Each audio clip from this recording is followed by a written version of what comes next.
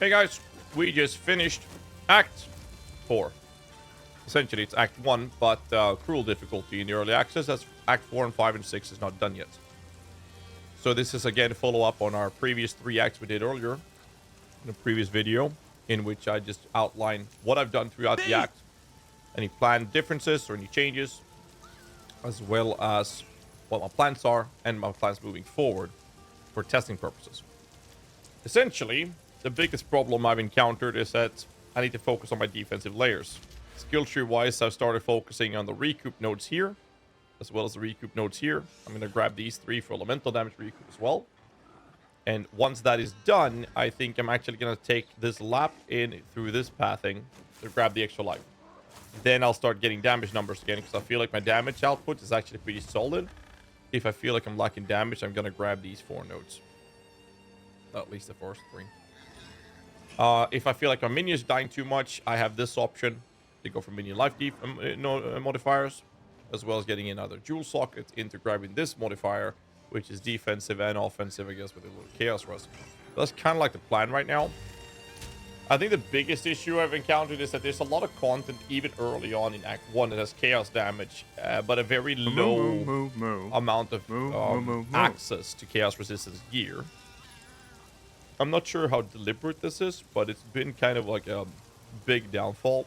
Now, obviously, I'm making things worse on myself by having this node, making 20% of physical damage taken as chaos. But I don't really have any physical damage mitigation to begin with. Fire, though, is for both cold and lightning, so I've been focusing a lot on that. I have 54% right now. Cold and lightning are obviously completely screwed over. So what I've done is I spent all my gold gambling for items. I've tried to use as much crafting materials as I can, but I actually am kind of dry on exalted orbs to help with this. But essentially the gearing process is where this should be sorted. But like, I have blue ring with life and strength. I have another one with life and regen. I have a ring with good life and nothing else. I can't slam this because I don't have exalted orbs. I got a pretty bad helmet, but it's +1 in minion skills. I probably should honestly just equip anything that has a good amount of health and resistances. Because then maybe I can focus on damage nodes on the tree instead. Shield is complete terror bad. Gloves is only life. Boots are like, at least there's some movement speed, I guess. So essentially the gear is really bad, but I'm finding it difficult to find out how I can progress my gearing more than I already am, as a direct result of lacking regal orbs as well as exalted orbs, specifically exalted orbs. But that's been my process throughout Act 4, or Act 1 rule, I guess. Other than that, skill changes hasn't happened. Everything is the same as we ended up with in the previous video. There is literally no other changes. My plans moving forward is obviously try to fix the gear best way I can. And after that, the next process is to get a level 13 uncut skill gem, so I can get both a skeletal cleric and a skeletal brute. And when I do, I will start testing to play the build without the automated SRS approach within minion's ability to see how that works out. To have the skeletal brute for the priming of stuns, but most importantly 1 or 2 clerics to heal my minions and be able to sustain the command ability without them dying, which I hope is going to be the case. But that's kind of the plan. Let's crack into Act 5, Act 2 Cruel, and continue with a recap from there. Hey guys, we are now done with Act 2 Cruel, or Act 5, if you will, in early access, and we've made some significant changes to the build, so the recap is the following. We've done a ton of tests with Frost Mages, we've done a ton of tests with Reavers, which I had a lot of fun playing for the majority of my past time playing. I didn't like some of the aspects to it. We also stepped away from automating the SRS with the Auto Bomber and moved into self-casting the SRSs instead. And after doing this test, we've actually seemed to found a way to have as high damage as possible with this build in a very effective way. So I'm going to outline some plans for this, and we also made a somewhat structured plan for what we're going to link with our stuff moving forward, and also some changes to how we're going to handle defenses. So one of the biggest problems we've had has been to deal with defensive layers for our personal aspects, which has been gearing. This was one of the biggest issues I had in the previous act, and we also stepped away to finally get rid of our old unique chest, which I said earlier is stronger than it looks. It's not as strong as it looks. So now I lost 2 skeletons from moving over to a rare chest, and I've gained significant power from that. Mana issues is basically non-existent because the previous chest piece made it so your intelligence didn't have any inherent bonus to mana, for example. And what we're going to do is, instead of going for the spirit-related node first on the Infernalist, I'm actually going to take the mana. And when we do this, we're going to have a separate skill tree. Now, I'm going to link in the descriptions down below a link to the actual Mind Over Matter tree, in which we're going to pick up both Eldritch Battery to convert all our energy shield to mana, as well as Mind Over Matter, and we're going to focus on mana. And we're going to do that on the 3rd Ascendancy, where we start with this, because we have so much damage. It's ridiculous how much damage we're doing, and instead going to take Beta's Will for the Spirit as the last Ascendancy later on, to help solve the defensive layers for the character. The main part of it is basically with nodes like this that recoups life. The modifiers of recoup life will obviously be moved over to mana-oriented modifiers. We're also going to be stepping up to intelligence here, which helps help actually be able to equip our items. Intelligence works for energy shield. We're going to pick up this node to get even more energy shield, which is then converted to more mana through Eldritch Battery, which is then converted into defensive gains for us through Mind Over Matter. That's the basic general consensus of this, but both skill trees will be listed in the descriptions down below. And let's talk about the skills.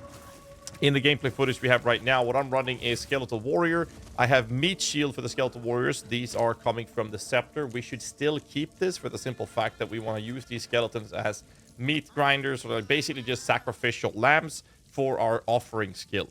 So we want to use that. If you already have the possibility, throw in like Splinter something. If they don't fit the other skills, just throw in whatever, Maim, Culling Strike, Splinter, whatever you want, right? And instead of going through what I have too much, I'm going to go a quick recap of what I have. Then I'll show you a document listing everything that I think you should have. So the Infernal Hound, what I'm running right now is Ruthless, which is whatever, just for some stuns. Maim, whatever. It's just one of those extra defensive layers, because Maim itself makes enemies have reduced evasion rating. But most importantly, slows them enemies down, makes it a little easier. The most important support for Infernal Hound, however, is the Fire Exposure. Since the Infernal Hound is deliberately specifically saying that it ignites enemies around you, this allows the Hound to consistently apply fire exposure on all the enemies around you. Now, this allows you to be in a position where they take extra fire damage from your SRS or Arsonist Skeletons, which is what we're going to be running. We have 1 Skeletal Cleric, and this is very important. It does not matter if taking 1 Skeletal Cleric is going to cost you 1 Arsonist, because they only cost 19 spirit for this. You will want to run 1 Cleric. The reason for this is 1, they heal your skeletons. 2, if a skeleton dies, it will resurrect 1 skeleton every second. Support gem I'm using here is Ingenuity for cooldown recovery to make this faster. And then we have, in this case, I have 7, so as many skeletal arsonists as you can fit after this is what you'll be running. And I'm running magnified effects to make their projectiles larger, so because they will splash and hit with multiple projectiles, will be able to hit the same target. So the bigger the area of effect, the more damage you have on single targets. We also obviously want to give them extra projectiles as a result of this, but they lose attack and cast speed, which we compensate by giving them increased or multiplicatively more attack speed for this. Keep in mind, they're attacking, so they still need accuracy. Flammability is something we're using with Ritualistic Curse. I like it. It's a quality of life feature. You don't have to. It's just easier to hit. So we'll be running Flammability since most of our damage is fire-oriented. We are still reserving. Don't forget to right-click this ability to make sure your Radiant Spirit is activated, in which we have Feeding Frenzy since we don't care about them taking that much damage. We're not automating this, but they deal more damage, and we're putting Fire Infusion to get their damage as extra fire. Very, very effective. You could have damage as extra fire on your Arsonist as well. It's kind of like a mix and match here, kind of what you want to run, but our damage comes from both sources. And then we're running Immolate because we don't need them to ignite, and therefore their attacks gain 30% of their damage as extra fire damage as well, which is also very, very good. Now, which one's going to be best to split between the SRS and Arsonist, I'm not sure, but this is what we're running right now. The Pain Offering, we're using Font of Mana. This doesn't really matter until you actually go Mind Over Matter, which will help you be a little bit more tanky with this. We're also running Elemental Armor to get the resistances for the specific totem. We're going to have some other things later on. And then the more important ones, it's Flame Wall, as we'll be self-casting Flame Wall a lot. What we're running is, again, Fortress. You don't need to use Fortress. But what happens is if you're in a tight corridor and you cast Flame Wall without Fortress, you will have fewer minions coming out of it than if you had a Fortress, because then you'll have 2 different spots or patches in this corridor that you'll summon minions from. That's why you use Fortress. And we'll use Arcane Tempo for cast speed to make it smoother. And then we run Inspiration to reduce the cost. Right now, my Flame Wall costs 32 mana, and I can just consistently spam it. My mana pool isn't even moving right now. And that is the skills that I'm currently running and operating. But moving forward, I wanted to talk about a few things. First off, the current take of what we've experienced so far with all of our testing is that in the Act 1 early stage, I would recommend running SS Rate Contagion or with any shitty melee skills that you get from your to have in front of you till you get the SRS. Once you have the SRS, you'll run this with proper damage support and Flame Wall, and then the remaining spirits will just go to Arsonist. Now, you will not add links when you get the first Jeweler Orb to the SRS. You'll start with that for the Arsonist. But you will also grab one Cleric whenever you get access to that Cleric. But till that point, you're running the SRS with Flame Wall and Arsonist, and you prioritize your damage links in the SRS early, and then once you get the 3 links going for your Arsonist, then you move over your priority of links to sort the Arsonist from there.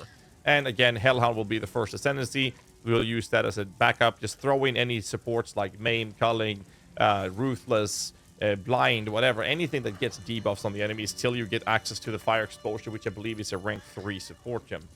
Order of importance, however, again, Skeletal Warriors from your Scepter doesn't cost you reservation. Make sure they have meat shield. They just want to stay alive long enough to be fucked up with an offering. And then again, any sort of extra debuffing related type of support gems, just chuck it in there. For the Hellhound, however, we're running Fire Exposure as the main support. It's a level 3 support, so you'll get it later.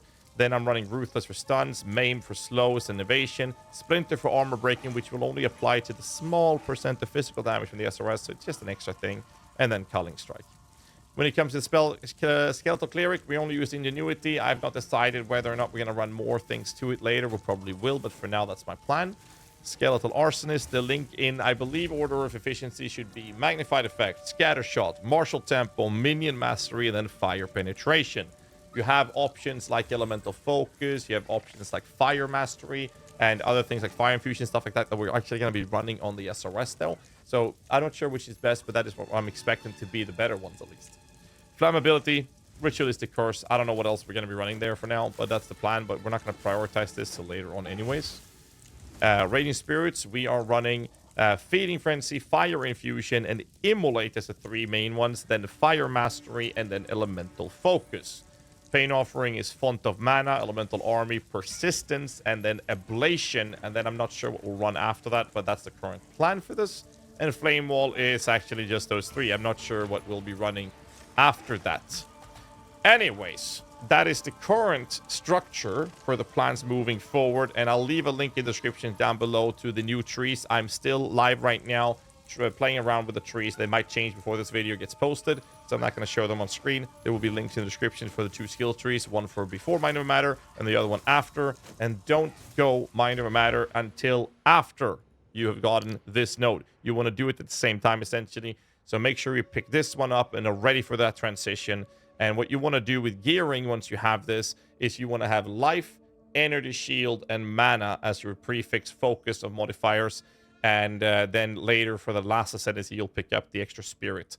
This means that once you pick up the Eldritch Battery, you'll convert your energy shield to mana. You'll have Mind Over Matter for defenses. We'll talk about this later when we get there, but that is the general structure for what we're going to do moving forward.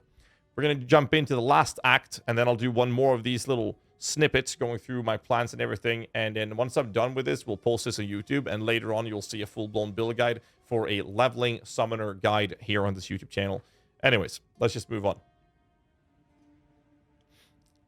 Why did I like why did I feel the need to like do this? Hey guys, we just ended up finishing Act 3 and we're done with the campaign. We're gonna start endgame content, and as I've done in the last video where Act 1, 2, 3, we're doing the same in this video with Act 4, 5, 6. Well, rather 1, 2, 3 cruel, right? Every time I basically talk about what I've done, what I'm going to do, and what I plan to do in the future.